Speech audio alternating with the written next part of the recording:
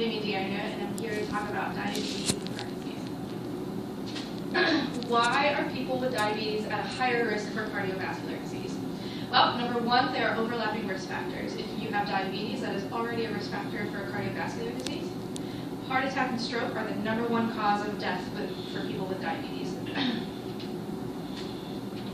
For a quick review of type 2 diabetes, it's considered, insulin resistance. Is associated with a higher than normal blood glucose amount. Overall, the pancreas is not able to keep up with the body's need for insulin. So the resistance starts in the fat, liver, and muscle cells because they are unable to use the insulin properly and they cannot get the glucose inside the cell. The early signs and symptoms of type 2 diabetes is fatigue and increased thirst and increase in urination and unusual weight loss. Because type 2 diabetes is associated with obesity, this atypical weight loss occurs without any exercise or diet change. If the diabetes goes untreated, more severe signs and symptoms occur, such as neuropathy, numbness, tingling, an increase in infections, nephropathy, which is kidney impairment, and atherosclerosis, as well as vision impairments. A comparison of the risk factors. Here you can see all the bolded ones are the similar characteristics between cardiovascular disease as well as type 2 diabetes. Type 1 is not considered a risk factor for cardiovascular disease because it is congenital and not associated with any of the other risk factors on that side. As you can see, I underlined diabetes on the cardiovascular risk factor side because it is one of the risk factors that is manageable, controllable, as well as smoking, physical activity, obesity, stress, alcohol, and diet. Types of diabetic heart disease. Although all heart disease is seen with people with diabetes, these are the most common, and many of the individuals with diabetes show multiple forms. We've already learned most of these. A review is coronary is the plaque in the arteries. Congestive heart failure is not a complete failure, but the heart is unable to pump blood efficiently throughout the entire body. And the cardiac myopathy, where occurs due to the lack of glucose and insulin adherence to the muscles of the heart, which cause arrhythmias as well as abnormal heart muscle fibers.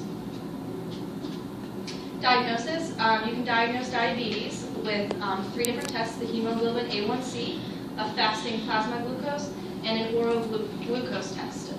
The most common diagnosing measure is the fasting plasma glucose, which occurs over an 8-hour period. You fast for 8 hours, only allowed to take in water. Then they draw some blood and measure the amount of glucose in your blood. An individual has less than 100. Pre-diabetes is considered 100 to 125. This is the early stages of diabetes associated with the less severe signs and symptoms. If you can decrease your blood sugars, you will ultimately treat the diabetes before it even occurs.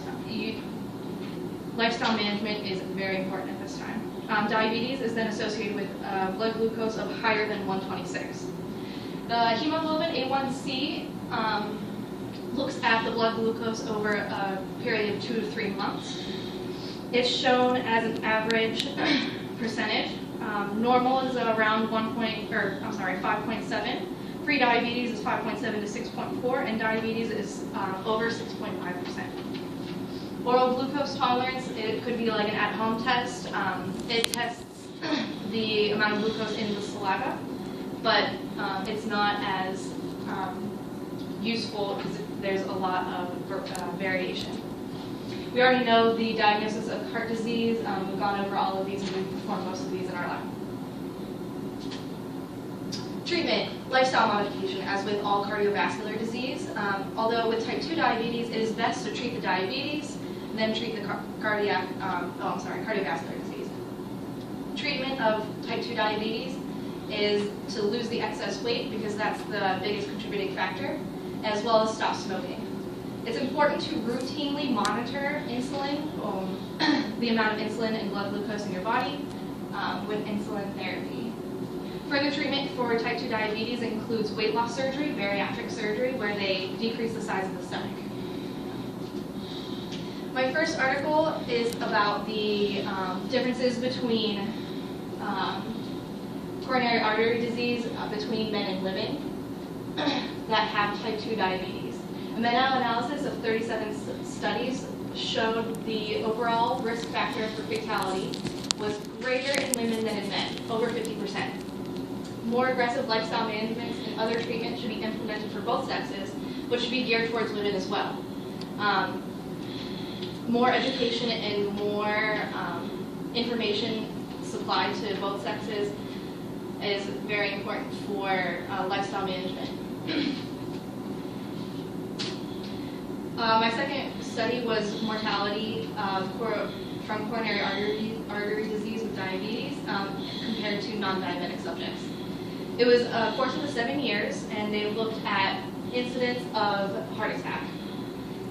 The diabetic patients without a previous heart attack showed the same amount of heart attack, or the likelihood of heart attack, as non-diabetic patients with a previous heart attack.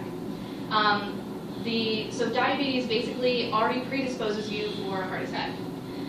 This provides rationale for treating cardiovascular risk factors in diabetes more aggressively, as the same as we do for cardiac rehab patients.